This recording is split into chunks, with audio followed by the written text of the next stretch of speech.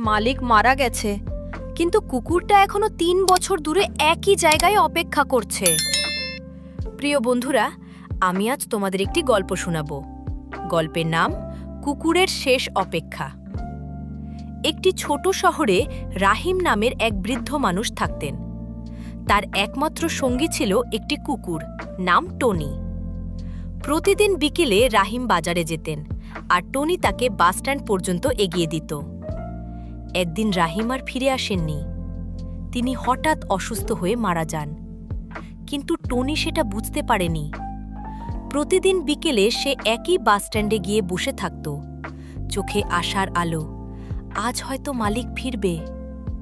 দিন যায়, মাস যায়, বছর পেরিয়ে যায়। ৩ বছর পর একদিন সেই বাসস্ট্যান্ডেই চুপচাপ মারা যায় টনি। লোকেরা তখন বুঝল, ভালোবাসা শুধু মানুষের না, পশুরাও জানে। প্রিয় বন্ধুরা, আমাদের এই গল্পটি ভালো লাগলে প্লিজ লাইক, কমেন্ট ও সাবস্ক্রাইব করতে ভুলবেন না।